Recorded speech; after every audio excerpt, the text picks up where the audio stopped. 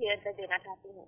अगर कोई आपसे पूछता है कि बताओ मुझे जीसीडी या फिर ग्रेटेस्ट कॉमन डिवाइजर, मान लेते हैं 12 और 8 का, 12 और 8 का जीसीडी क्या है, या फिर कोई आपसे पूछता है कि जीसीएफ ग्रेटेस्ट कॉमन फैक्टर 12 और 8 का क्या है, या फिर कोई आपसे पूछता है, इसके अलावा भी अगर कोई आपसे पूछता है कि एचसीएफ बताओ मुझे 12 और 8 का, तो आपको क्या कहना चाहिए। और मैं आपको ये बताना चाहती हूँ कि ये तीनों चीजें ये एक ही बात को रिप्रेजेंट कर रही हैं। ये तीनों एक ही बात को कहने के अलग अलग तरीके हैं। फैक्टर का मतलब होता है कि अगर कोई नंबर किसी दूसरे नंबर को कम्प्लीटली डिवाइड करता है तो वो उसका फैक्टर होता है, और डिवाइजर भी यही चीज होती है। और आगे की वीडियो में मैं अधिकतर एचसीएफ बोलूंगी, क्योंकि मैंने एचसीएफ ही पढ़ा था अपने स्कूल में, इसलिए मैं इस चीज को एचसीएफ बोलूंगी। तो चलिए शुरू करते हैं 12 और 8 का एचसीएफ निकालने से। तो पहले समझ लेते हैं कि एचसीएफ का मतलब क्या होता है। एचसीएफ का मतलब होता है हाईएस्ट कॉमन फैक्टर, यानी कि हमें 12 और 8 का सबसे बड़ा कॉमन फैक्टर निकालना है। तो इसके लिए हम 12 और 8 के फैक्टर्स को लिखने से शुरुआत करेंगे। तो हम शुरुआत करेंगे पहले 12 के फैक्टर्स को लिखने से। तो 12 के फैक्टर्स क्या क्या होंगे। तो 12 ये 1 से कम्प्लीटली डिविजिबल होता है, और 12 ही नहीं, अगर हम कोई भी नेचुरल नंबर ले लें तो वो 1 से तो कम्प्लीटली डिविजिबल होगा ही होगा, यानी कि 1 जनरली सारे ही नंबर्स का फैक्टर होगा। इसके अलावा 2 भी 12 को कम्प्लीटली डिवाइड करता है, तो 2 भी 12 का एक फैक्टर होगा। हम 12 को 3 से भी कम्प्लीटली डिवाइड कर सकते हैं, इसलिए 3 भी इसका फैक्टर है। 12 को हम 4 से भी कम्प्लीटली डिवाइड कर सकते हैं, इसलिए 4 भी इसका फैक्टर है। 5 12 को कम्प्लीटली डिवाइड नहीं करता, इसलिए 5 फैक्टर नहीं होगा। और 6 कम्प्लीटली डिवाइड करता है 12 को, इसलिए 6 इसका फैक्टर है। 7 डिवाइड नहीं करेगा 12 को, इसलिए 7 नहीं होगा। 8 भी नहीं होगा, 9 भी नहीं होगा, 10 भी नहीं, 11 भी नहीं, और 12। तो 12 तो अपने आप को डिवाइड करेगा ही कम्प्लीटली, इसलिए 12 भी इसका फैक्टर है। तो हमने 12 के सभी फैक्टर्स को यहाँ पर लिख लिया है। इसी तरीके से चलिए 8 के फैक्टर्स की बात कर लेते हैं। तो 8 को कौन कौन से नंबर्स डिवाइड करते हैं। तो 1 तो डिवाइड करेगा ही 8 को कम्प्लीटली। 1 टाइम्स 8 8 के बराबर होता है, यानी कि 1 और 8 को कम्प्लीटली डिवाइड करते हैं, इसलिए ये दोनों 8 के फैक्टर्स हैं। 2 भी 8 को कम्प्लीटली डिवाइड करता है, तो 2 टाइम्स 4 होता है 8 के बराबर, इसलिए हम कह सकते हैं कि 2 और 4 8 को कम्प्लीटली डिवाइड करेंगे, इसलिए ये दोनों भी 8 के फैक्टर्स होंगे। और इसके अलावा 2 और 4 के बीच में तो 3 आता है, और 3 तो डिवाइड नहीं करता है 8 को, इसलिए हमने 8 के भी सभी फैक्टर्स को यहाँ पे लिख लिया है। तो हम यहाँ पे कह सकते हैं कि अगर हम 12 और 8 के सभी फैक्टर्स को देखें तो 1 इन दोनों में कॉमन है। तो 1 तो वैसे हर नंबर को डिवाइड करेगा, इसलिए 1 तो हर जगह कॉमन होगा। और इसके अलावा यहाँ 12 और 8 को 2 भी कम्प्लीटली डिवाइड करता है। 2 भी इन दोनों का एक कॉमन फैक्टर है, लेकिन हमारा ये हाईएस्ट कॉमन फैक्टर नहीं है, ये वो सबसे बड़ा फैक्टर नहीं है जो इन दोनों में कॉमन है। अगर हम आगे बढ़े तो हम देख सकते हैं कि 4 ये 12 को कम्प्लीटली डिवाइड करता है, और 4 8 को भी कम्प्लीटली डिवाइड करता है, और ये वो सबसे बड़ा फैक्टर है जो इन दोनों में कॉमन है। तो हम कह सकते हैं कि 12 और 8 का एचसीएफ ये बराबर है 4 के।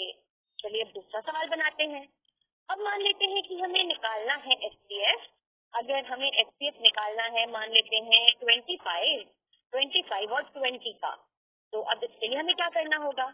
इससे हम यहाँ पर इन दोनों के सभी फैक्टर्स को लिखेंगे। तो अगर हम 25 की बात करें तो 25 के फैक्टर्स क्या क्या होंगे। 1 तो डिवाइड करेगा ही 25 को कम्प्लीटली, 1 सभी नंबर्स का फैक्टर होता है। 1 के बाद मुझे लगता है 5 25 को कम्प्लीटली डिवाइड करता है, और 5 के बाद सीधे 25 ही 25 को डिवाइड करेगा। 5 और 25 के बीच में ऐसा कोई नंबर नहीं है जो 25 को कम्प्लीटली डिवाइड करे। तो 25 के सभी फैक्टर्स हैं 1 5 और 25। इसी तरीके से 20 की अगर बात की जाए तो 20 को हम क्या लिख सकते हैं। तो सबसे पहले 1 तो डिवाइड करेगा ही 20 को, और 1 टाइम्स 20 होता है 20 के बराबर, इसलिए 1 और 20 ये दोनों ही 20 के फैक्टर्स हैं।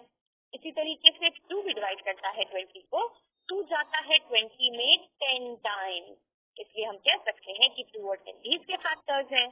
फिर 3 डिवाइड नहीं करता है, इसे 4 डिवाइड करता है, 4 टाइम्स 5 होता है 20 के बराबर, इसलिए 4 और 5 भी इसके फैक्टर्स हैं, और 4 और 5 के बीच में तो अब कोई नंबर बाकी है नहीं, तो हम कह सकते हैं कि ये सभी नंबर ये 20 के फैक्टर्स हैं। और हमें बात करनी है इनके कॉमन फैक्टर्स के बारे में। तो 1 तो इन दोनों में कॉमन होगा ही होगा, ये तो हम जानते ही हैं। क्या इसके अलावा भी 25 और 20 में कोई और कॉमन फैक्टर है? तो हम देख सकते हैं कि 5 ये भी 25 को कम्प्लीटली डिवाइड करता है और 5 20 को भी कम्प्लीटली डिवाइड करता है। तो हम कह सकते हैं कि 5 वो सबसे बड़ा फैक्टर है जो कि 25 और 20 इन दोनों को कम्प्लीटली डिवाइड कर रहा है, यानी कि 25 और 20 का एचसीएफ ये बराबर है 5 के। मुझे उम्मीद है कि आप समझ पा रहे होंगे कि हम यहाँ करना क्या चाहते हैं, और मैं चाहूंगी कि हम जैसे जैसे आगे बढ़ते जाएं और मैं कुछ और सवाल करूं, आप वहाँ पॉज करें और इसे खुद से भी करने की कोशिश करें। तो चलिए आगे बढ़ते हैं, इसे मैं ऊपर कर लेती हूँ। तो अब मान लेते हैं कि मुझे कहा जाता है कि मुझे एचसीएफ निकालना है 5 और 12 का। तो 5 और 12 का एचसीएफ क्या होगा? इसके लिए फिर से हम इनके फैक्टर्स की बात करेंगे। तो पहले शुरू करते हैं 5 के फैक्टर्स की। तो 5 ये 1 से तो कम्प्लीटली डिविजिबल होता है, और इसके अलावा 5 अपने आप से डिविजिबल है 5 से।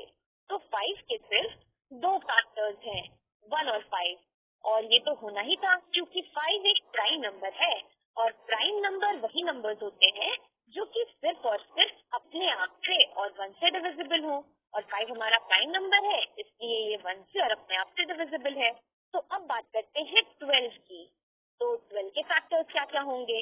12 को मैं डिवाइड कर सकती हूँ 1 से कम्प्लीटली, इसके अलावा 12 को मैं 2 से भी डिवाइड कर सकती हूँ, 12 3 से भी डिविजिबल है, 12 4 से भी डिविजिबल है, ये 5 से डिविजिबल नहीं है, ये 6 से डिविजिबल है, 7 से डिविजिबल नहीं है, 8 से नहीं है, 9 से नहीं, 10 से नहीं, 11 से नहीं, और 12 से डिविजिबल है।